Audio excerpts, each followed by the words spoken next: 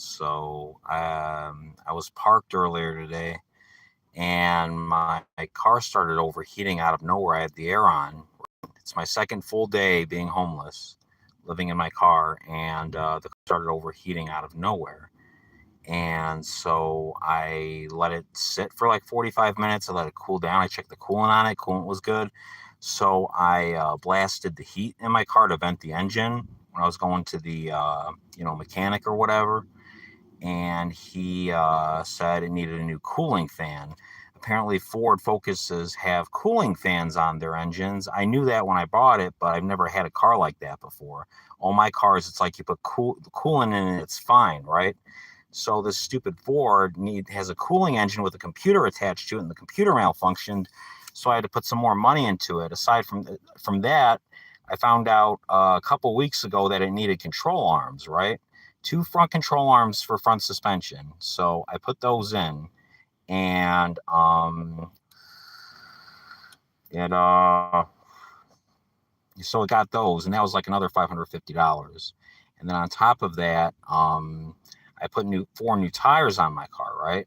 Because the tires were completely bald, completely worn down. There was one semi-good tire on it, and even that tire wasn't that good. Well, now it's the same day I got the fucking cooling fan fixed, and this has been happening for a while, but when I hit my brake, my car, it shakes a little bit, right?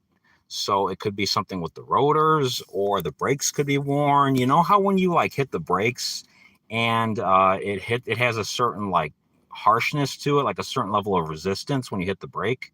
Well, I hit the brake, when I hit the brakes, that resistance is lowered, right? So it's like, hold on. Sorry, I'm stressed out here. I'm going to get out my heavy duty vape, the one with 30 grams of nicotine and not just 6, because I need it. There we go. This is Old Faithful here. I just got it today, and I'm going to use it to quit the other mod. It has more nicotine in it, and I need to hit it less, but I'll probably hit it more, knowing me. But so yeah. But anyway, when I tap the brakes, they fucking shake, right? They fucking shake, and the steering wheel shakes a little bit too. And it's like this car, it feels like driving glass. It literally feels like driving glass, and I'm fucking living in it. My mom took off. Hi, how you doing, Glares? I hope you're having a better day than I am, because my day is going absolutely shit-tastic right now. I got a new, hey, Rob, how you doing? Hope your day is going better than mine, because my day is absolutely shit-tastic right now. I'm living in my car. I've been living in my car for 2 days because my mom moved to Illinois to be with this guy she was with before she was with my stepdad, and she decided to get back together with him, and she moved. She did not take me along, and she left me stranded in Michigan, homeless, living in my car without a pot to piss in, right? So I don't work at Taco Bell anymore, but it is a great shirt, so thank you for noticing. No, I'm not all right, because so I've had this car for about 2 months now, right? 3 weeks ago, I sold off my Amazon stock, and I had just enough money to get by. But now that money's gone into this fucking car, right? $1,600 in 3 weeks. First, on front suspension, control arms, $550. Second, new tires, $550. Third, cooling fan, which broke today, and my car started overheating. The computer inside of it broke, and that's another $1,620 I put into this car in 3 weeks, and now it probably needs brake. There's not a lot of resist. There's resistance when the brakes are good, like you tap it and it stops right away. Well, and you know how the brake pad goes down farther when the brakes are worn? Well, it's doing that, and it shakes a little bit when I go down on my brakes. I don't have any more fucking money to fix this. So it's like, I feel like I'm driving a glass cannon here, literally. I feel like I'm driving a car that's made of glass. This is the worst car I've ever had. It's in good shape. Aside from that, I mean, it actually is in pretty good shape, but I just don't like this car. I've never had this much repairs come up in a car at one time in my life. My last car was a death trap, and I felt safer driving in that car than I do in this car. Believe it or not, I had to open the passenger or the driver door side from the outside. I had to start it up like 5 times sometimes because it randomly wouldn't start. And it still felt better to drive than this piece of crap, right? So I am just so bummed out here. I'm sitting in my car homeless. All my possessions are in my car here with me. I'm trying to get a job, but like I went to the temp agency today and they promised me a job like 3 weeks ago. Well, they're still not hiring anybody. I have a friend who can get me a roofing job at $100 a day under the table, and that's probably what I'm going to take because that's the best bet I have right now for a job. But the thing is, I don't even want to fucking stay out here anymore. I'm stranded in Michigan. I don't have any family out here, and I don't like it out here, right? I'd rather be back in Chicago because that's where I come from. I come from Chicago. And so it's very hard. You know how they say, like, you shouldn't hate your parents or whatever? I don't know if that's a saying or not, but people, whenever you say you hate your parents, you're like, oh, well, they did the best they could with what they had. Not my mom, not my dad. They suck. They're the worst parents ever. I disowned my dad 5 years ago, and I'll never talk to him again. He's a piece of crap. And my mom, well, if she's willing to leave her own son stranded in another state, living in his car homeless, I've had like 6 people talk to me already about this. And they said, you know what? Your mom's willing to, like leave you stranded homeless? Like, what the fuck? And I'm like, yeah, you don't know my mom. You don't know my mom. That's how she is. She only thinks about herself. So I hope you have a good day. Thank you. About Taco Bell, somebody says they're gay. That's cool. Let's see here. Do you know the French song Burgers by the Jones? It's hilarious. Please listen. It's really a good moment. I'll listen to it later on, I promise. That's my promise to you. But yeah, I'm just bummed out, guys. Like, what do I do now? I don't have a house. My stepdad got to keep the house because get this is the best part. So I think I'm of the belief, I'm a millennial, right? I think all boomers are narcissistic assholes. And that's just how they were raised. They were raised with everything. They had every opportunity in the world, and they squandered it because they got houses and they wanted bigger houses. So they took out credit that they couldn't afford, and they caused the '08 financial crisis, and they lost those houses, right? So they left us without an inheritance. And literally, like, all their mistakes have led to us having like really difficult lives, My grandmother, my mom's mom, was a Holocaust survivor. I'm not even kidding. She was in the fucking Holocaust. She had to flee to Argentina after the war. She was Polish, and she would have never done anything like this to my mother, ever. She would never have done anything like this to me. She would have never left anyone she cared about stranded. Oh, and I forgot to mention this too, because I brought this up to my mom. Because last winter I took a day off work, right? God forbid I worked full time. I worked full time back then before I got laid off, and I lifted 12,000 pounds a day in car cylinders, okay, doing repackaging. And I took a day off, and she kicked me out of the house in the middle of winter, literally no house, no nothing, my old car, and just told me to get out. Luckily, I had a backup. I had someone whose house I could stay at. I didn't talk to her for weeks. And then you know what she does? She's a snake. She'll try to find a way to creep back into your life and say, oh, it wasn't that bad, Oh, you're overreacting. Oh,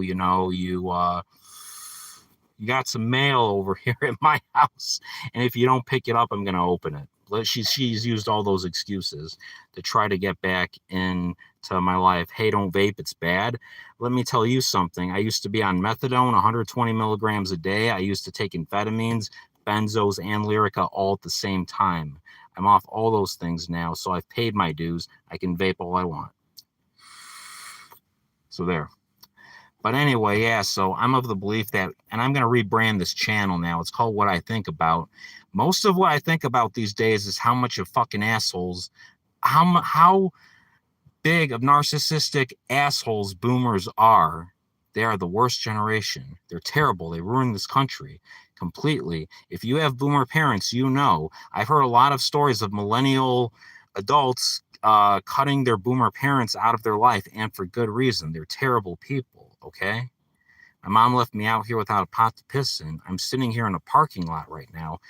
I can't stay here for more than like an hour without, drawing some kind of, I move around every hour just in case, because I don't want like a cop tapping on my window or whatever, right? It's stressful. It's stressful being homeless, even in your car. It's better than being on the streets. It's a lot better than being on the streets, and I'm grateful for that. But here's the thing. My mom didn't give me this car. I earned this car. I sold my Pokemon cards from the 90s for $4,000 to buy this car. Okay. I earned this car. I went out and bought this car. I did everything to get this car. And for 6 months, I was living somewhere else and I was completely taking care of myself at all levels. I do my own taxes. I do my own shopping. I pay my own bills. I go to work full time. I do everything for myself. Right. And it's like, I don't know, I wish I hadn't even gone back to my mom's house in the first place. Oh, and just to punish me, once I actually did leave that other house because everyone in it was doing drugs and it wasn't a good environment, she was like, no, you can't come back right away. And she made me sleep in my car for a week. She made me be homeless for a week before letting me come back. So please, I don't want you to get lung cancer like my grandma. I'm just trying to help. I appreciate that. And I appreciate the sentiment. The thing about vaping is this. Did your grandma vape, first of all? Because vaping's only been around for like 10 years or so, okay? She probably smoked a lot. Smoking is really bad for you. Vaping is about 95. If you're not vaping one of those Chinese black market mods, it's about 95% safer than smoking. Here's the kicker, though. Vaping is a lot harder to quit than smoking. There's a plus and a minus to everything. But vaping, the minus of it, you inhale a lot more nicotine with vaping, and the withdrawals are a million times worse. I can quit smoking cigarettes, no problem, and I'm fine. If I try to quit this, I'll be sweating and I'll have flu-like symptoms, and it's like opiate withdrawal. It's terrible. So I wouldn't advise any of you guys to vape. I do it because it's like I'm so goddamn stressed out. It's hot in this car, too. You'd see my face turning red because it's so goddamn hot and humid in this car. I just want to bitch and vent all this stuff out, right? Because I forgot to tell you the story. Yeah, because my stepdad was going to lose the house too, right? My mom and stepdad shared the house and they were going to sell it and he was going to have to go get an apartment.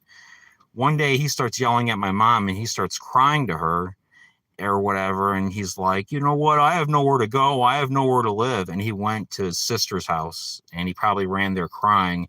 Because afterwards, he comes back and my mom's like, you know what, I'll let you keep the house, but we got to refinance it and you got to give me X amount of money to keep the house. So he gets to keep the house. He gets a house. I get to live in my car because he doesn't want me living with him. I don't want to live with him either, to be honest. He's a horrible person. He's honestly the worst person I've ever met in my entire life. But still, I'm going to hope you have a good day. Thank you. I appreciate the sentiment. I do. Thank you. I hope my day gets better too, and hopefully it'll all turn around for me. So thank you. I do have a gym membership that I use to shower and maintain hygiene so I don't look homeless. There are laundry mats around. I can do laundry. And I have had a few friends give me a couple bucks here and there to help me out, which is really nice of them. And they didn't have to do that, So I am getting by and I am surviving. It's just not pleasant. It's not pleasant at all. So wish me luck. Okay, guys? I mean, please pray for me if you pray. Because it's very difficult. I don't even know what time it is right now. I've been doing this for about 13 minutes or so.